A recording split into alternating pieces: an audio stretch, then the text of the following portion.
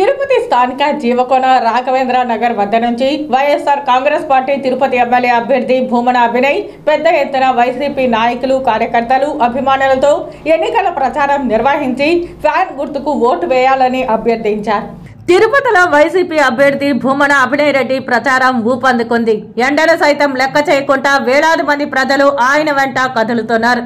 బుధవారం స్థానిక రాఘవేంద్ర నగర్లో నిర్వహించిన ప్రచారానికి వేలాది మంది ప్రజలు తరలివచ్చారు.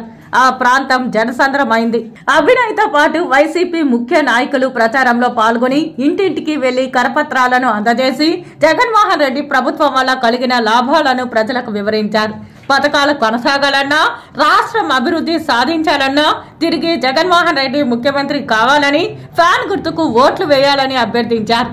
తిరుపతిలో తాము చేసిన అభివృద్ధిని చూసి ప్రజలు ఓట్లు వేయాలని, నిత్యం ప్రజలకు అందుబాటులో ఉండి మరింత అభివృద్ధి చేస్తానని హామీ ఇచ్చారు. వైఎస్ జగన్మోహన్ రెడ్డి గారి సంక్షేమం పట్ల ఆకర్షితులై రాష్ట్ర వ్యాప్తంగా వైఎస్ఆర్ కాంగ్రెస్ పార్టీకి ప్రజల్లో విపరీతమైనటువంటి సానుభూతి ఏర్పడింది. తిరిగి మళ్ళీ జగన్మోహన్ రెడ్డి గారే ముఖ్యమంత్రి అవ్వడం ఖాయం.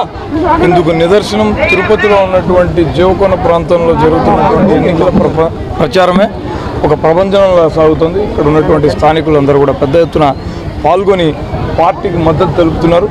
తిరుపతి నియోజకవర్గంలో వైఎస్ఆర్ కాంగ్రెస్ పార్టీ విజయ దుమ్దిబ మోగించడం ఖాయం.